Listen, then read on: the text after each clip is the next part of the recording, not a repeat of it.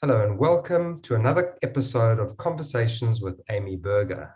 This is a brand new series brought to you by Adapt Your Life. And today we're going to be chatting about the psychology of stalling. We also have a bonus for you, and it's Amy Berger's 8 Reasons Not to Trust the Scale. We'll put a link for you up in the description. How are you doing, Amy? I'm well, Glenn. How are you? Very, very good. Thank you. Wow, what a topic to be discussing today. It's a tough one. Yeah, it is a tough one.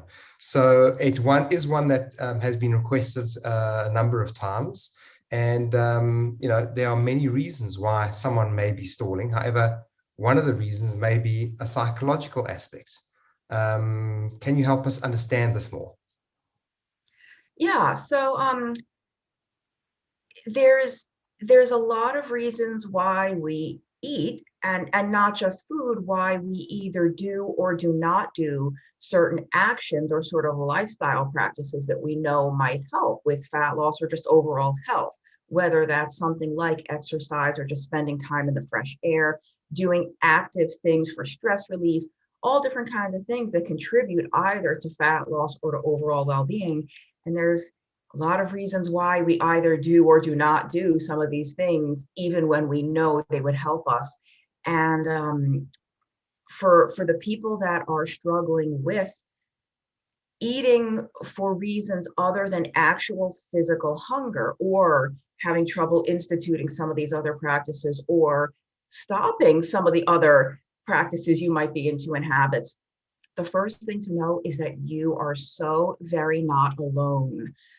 Everyone thinks that everyone else has this all figured out and everyone else has learned to just eat when they're hungry and stop at the minute that they're perfectly satisfied. No one else ever just keeps eating a little too much every time, or reaches for food when they're bored or lonely or tired or stressed out or sad.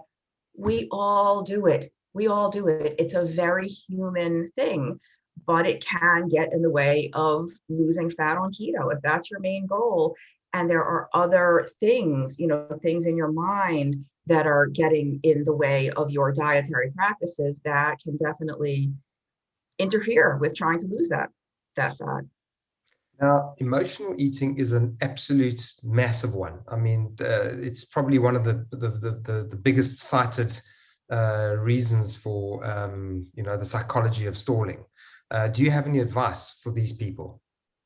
Yeah, there's a couple of things. I mean, the first thing I want to mention is that I think there's a lot of people, women especially, but I think this can affect men too. Sometimes we think it's emotional eating, or we think it's a binge even or something, when the fact is you are genuinely hungry. Especially in the keto world, we've been kind of conditioned that you have to fast. You're only supposed to have one meal a day or two meals a day, and or you're only supposed to have X amount of protein. There seem, rightly or wrongly, there seem to be so many restrictions and limitations on what you're supposed to do, that if you're doing that, you might actually end up really, really hungry by the end of the day. And you think you're emotionally eating because you're following all the rules, yet you're still hungry, so you're eating. If you aren't actually hungry, that's not emotional eating. So kind of, I want people to really think about that. Are you kind of reaching for food when you're not hungry, or are you actually hungry and it's perfectly reasonable for you to be eating something else? Beyond that, emotional eating sometimes is purely in our mind, so to speak, but sometimes it is physiological. They talk about the mind body connection, and we have a friend, a psychiatrist, Dr. Georgia Ede. She jokes, but it's not really a joke. Your mind is connected to your body. It's part of your body. So things that go on affect your mind. And what goes on in your mind? All of the hormones that signal appetite, that signal satiety or satiation, that signal hunger. So if you are facing certain emotions, it's not out of the realm of possibility that it is instilling an actual hunger, a drive to eat that may not be truly physical, but you might feel it that way. It might manifest that way. Does that make sense? It does. Um, It certain. It does. It really does. What about another one? Habitual eating. I mean, we've been taught from a young age to eat 3 square meals a day and eat everything on our plates. This can cause potential problems as well. yeah, I mean, it's most of us, not all, most of us have been fortunate enough to grow up most of our lives, live most of our lives in an environment where there's food everywhere all the time. We've never had to go hungry by force because we couldn't afford food or it wasn't available. I mean, some of us may have been in that position, but for the most part, we don't know what it's like to not have food available anytime we want it in any location. I mean, especially in the US, you can go to the shoe store and they sell food at the checkout. You can go to the electronics store and there's candy at the checkout. So we, but many of us also grew up thinking that that's normal and that we are supposed to eat multiple times a day, like you said, finish everything on your plate. And should we be wasting food? No. But if you took a little too much, you don't have to finish it. You could wrap it up in a little container and put it away for later. There's nothing bad about leaving food on your plate or about, especially in the keto world, when you're off that blood sugar roller coaster, your appetite tends to be well controlled so that you don't feel the need for 3 meals a day. If you're only hungry for 1 or 2 meals a day, that's perfectly fine. There's nothing whatsoever about human physiology or digestion that requires breakfast, lunch, and dinner with snacks in between. That's entirely made up. And you should listen to your body. And especially, like our esteemed colleague, Dr. Westman, is always saying, listen, let your body tell you when to eat, not an app or a spreadsheet or a timer. You don't have to eat. There's no precise number of meals or anything that you need to eat every day. I know. And Eric's famous saying is, "Eat when you're hungry, stop when you're full." Same with drinking. Drink when you're thirsty. Imagine that, except in this topic specifically, talking about emotional eating and the psychology, the problem is that so many of us don't know when we're hungry and when we're full. And keto helps that because, again, once you're off that crazy ride of the blood sugar wild ups and downs, you can more reliably trust the signals that your body's giving you when you're hungry and when you're not hungry. But so many of us are used to eating all day long around the clock for reasons totally other than hunger, that it's very easy to say that eat when you're hungry, stop when you're satisfied. It's very, very difficult to do sometimes. Now, one other area of concern is when folks eat out with friends, and they feel the pressure to eat the food that's been made for them, or somehow they'll offend their friends if they don't eat what's been made or what is available for them.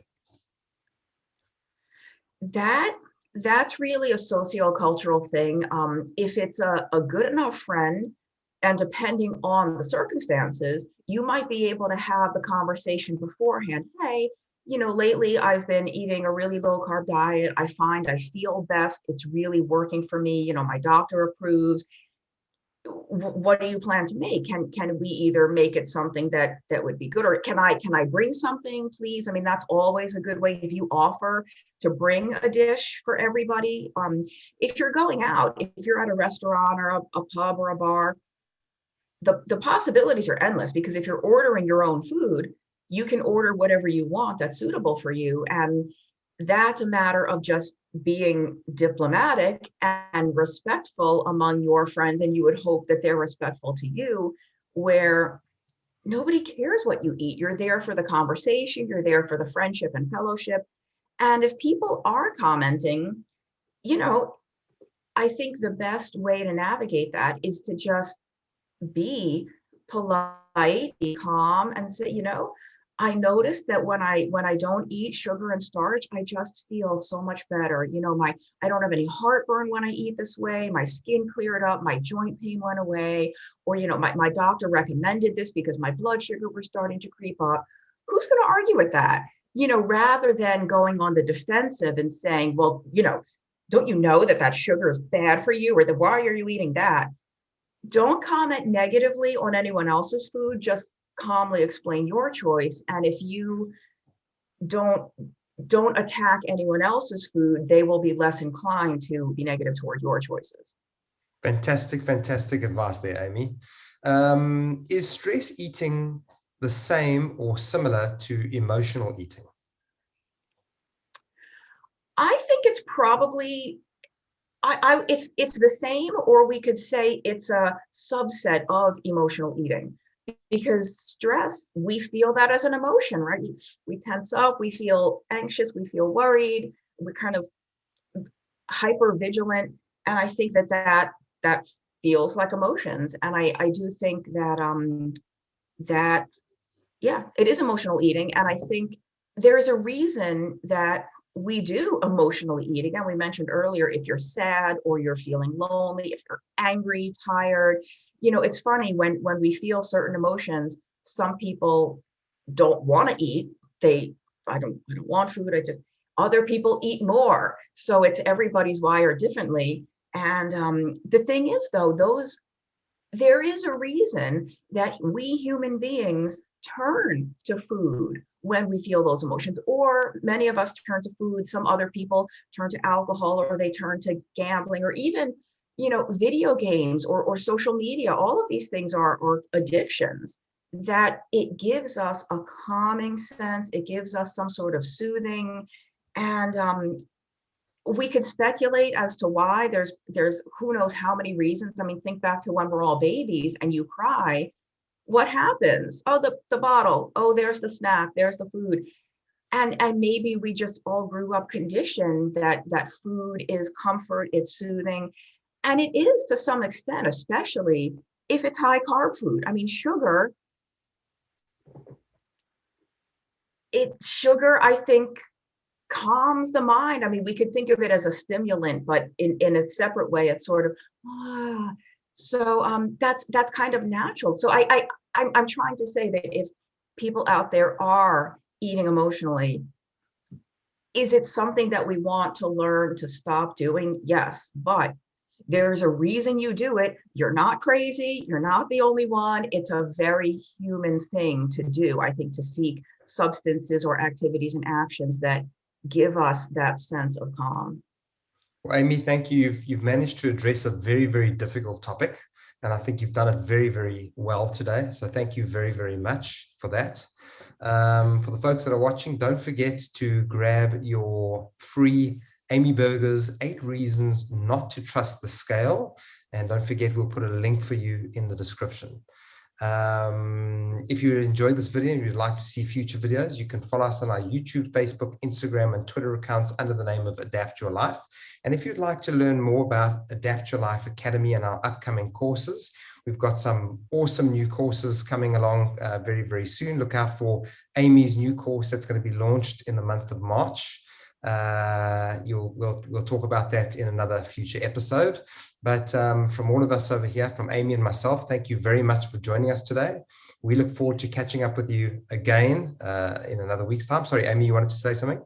I want to leave people with one more tip, because we didn't really give them tips on how to start getting out of the emotional eating. Okay. I just want to say, really quick, for many people, just doing a ketogenic diet, and we mean a strict ketogenic diet, something like, the Adapt Your Life method, Dr. Westman's method, 20 total grams of carbs a day or fewer. For many people, that actually stops the emotional eating or the eating when not hungry. Because your appetite is so well controlled and the sugar cravings go away. So that's great. For the percentage of people, great. For the percentage of people for whom that magic doesn't quite kick in so quickly, our advice, meaning the advice Dr. Westman and I give in our book, End Your Carb Confusion, is, in the ideal world, that's what happens. The hunger is controlled, the cravings go away, and you only eat when truly hungry.